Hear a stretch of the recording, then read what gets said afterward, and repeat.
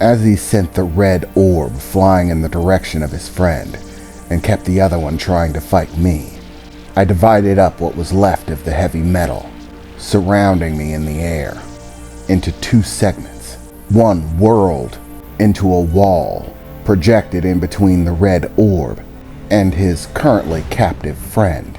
The moment the orb hit it, all of the liquid steel rushed in around the orb, sealing it into a sphere before locking itself to the ground with chains, pulling itself down as it smashed into the cement below. He finally noticed what I was doing, but by the time that he did, it was too late. He tried pulling the orb back, but a wall of liquid steel was already there waiting for it. And once again, like a trap, the liquid steel sealed itself around the orb, chaining it to the ground.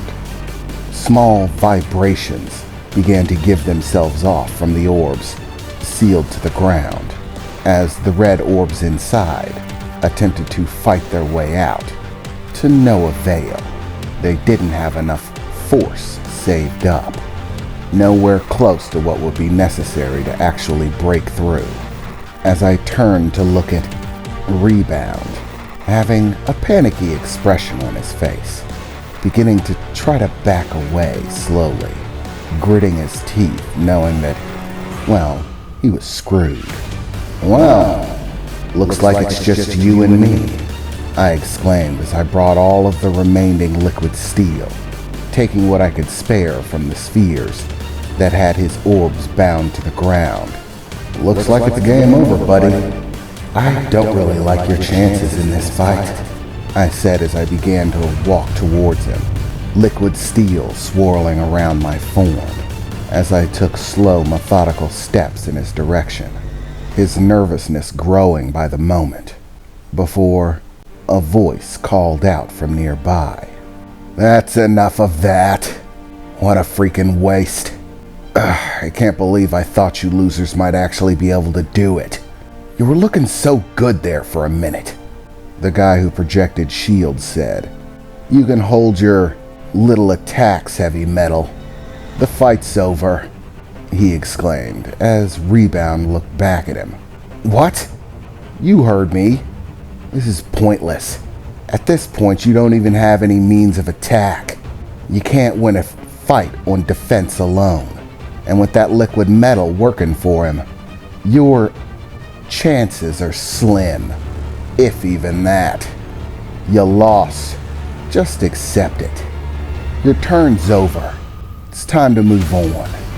For a moment, Rebound looked down at the ground, seeming frustrated, before looking back up at me.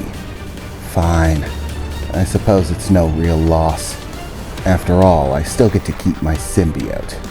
I suppose it's better to bow out when you're ahead," he said, as cracks began to form in the blue crystalline slates that he had surrounding him, as in a few moments they shattered, scattering into particles of blue dust that drifted away in the wind, like tiny blue sparkles, as I looked over to see the captive teammate, Brick, losing all of his armor in the same fashion. "Fight's over. You win." "Oh, that's bullcrap! I can take this guy!" Brick shouted. "Oh, shut up, Brick. We lost. Deal with it. Without my powers, you don't have enough strength to break through that armor of his. It's pointless. Even as fast as you are, it's still no good." Brick eventually begrudgingly gave in, with a deep sigh and a look of frustration in my direction. As I released the heavy metal around him, he began walking back to his place, beside his other friends. "This ain't over, metalhead. I'm gonna get you the next time around. That trick ain't gonna work twice." "Don't worry, Brick. The next time I'll have a whole new bag of tricks for you. No need to do a repeat," I said as I brought the remainder of the liquid steel back around my form, swirling and ebbing around me. "All right. Hydra Shock. You're up. Finally! I was wondering how long it'd take. I mean, seriously. I can't believe you actually thought Rebound and Brick were going to be able to take him. Oh, up yours, Hydra Shock, Brick said, giving him the finger, as he sat there, his girlfriend in his lap, as the girl suddenly got a disgruntled expression on her face, standing up from his lap and beginning to shout aggressively at Brick, in Spanish, of course. I couldn't understand any of it, but by the sound of it, she was definitely giving him the business. She shouted for a moment before spitting in his direction, giving him the bird and walking back to her boyfriend. Hey, calm down, babe. No need to worry. That pretty little head of yours, the guy they were calling Hydroshock, said as he got up from his seat. These fucking morons. I'm sick of them, she exclaimed. Wouldn't know a good fight if it punched them in the face. Not like you, baby doll. Yeah, I know, sweetheart, he said, as they affectionately shared a very uncomfortably passionate kiss in the middle of this intense situation. Would you two stop with the lovey-dovey and get to business? The guy who projected shields said. Hey, don't tell me how to do my business. I work in my own time. I always have. I may be with the Black Dog Syndicate, but I always do things my own way. Don't try to order me around. Oh, did you somehow forget you were a subordinate? Call me whatever you want, Hydroshock replied to the shield guy as he began to step forward. In the end, all that matters is what a man does for himself. Call me a subordinate till your eyes bleed. Once I'm in charge, you'll be singing a different tune, he exclaimed as he began to stretch off a bit. You got everything ready? Yeah, the switches have already been pulled. It should be here any moment now. Good. Can't fight him empty-handed. What the hell are they talking about? The switches have already been pulled. It'll be here soon? I thought to myself as I began to hear sound. It started as a low rumble, distant in the background, but as it began to get louder, grow closer, the sound was familiar.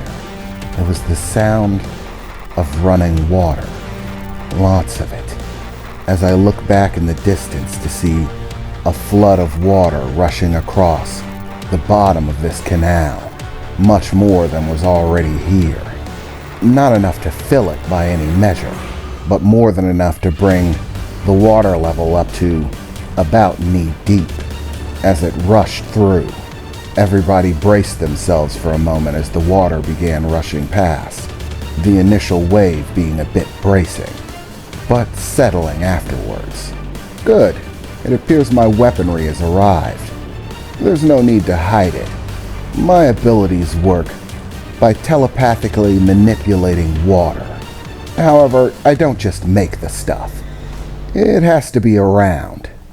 I can pull it right out of the air if I want to, but it's taxing.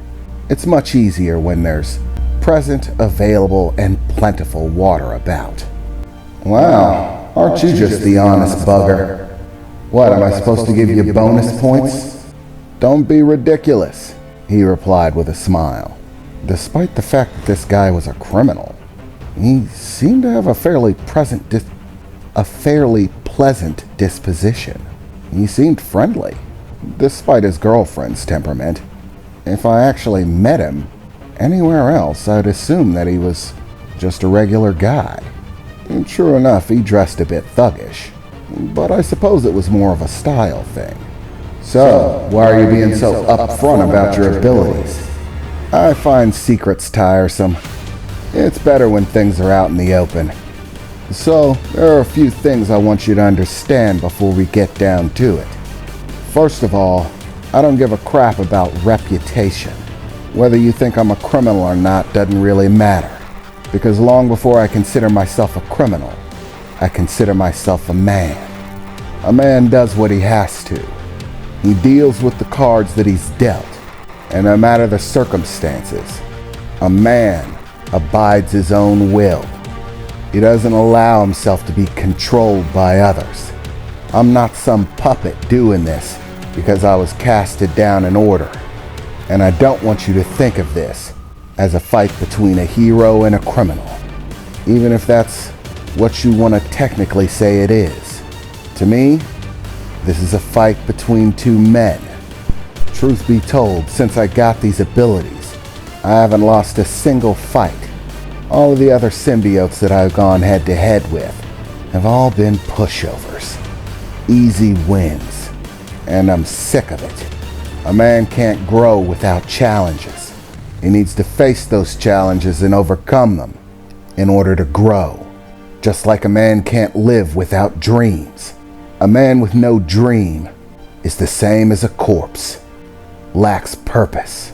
So I'm not fighting you for the Black Dog Syndicate or all the money they could throw at me for prestige or power.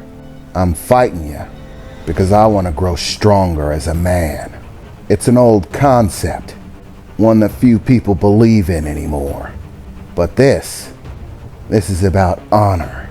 So, heavy metal, got any feelings about it?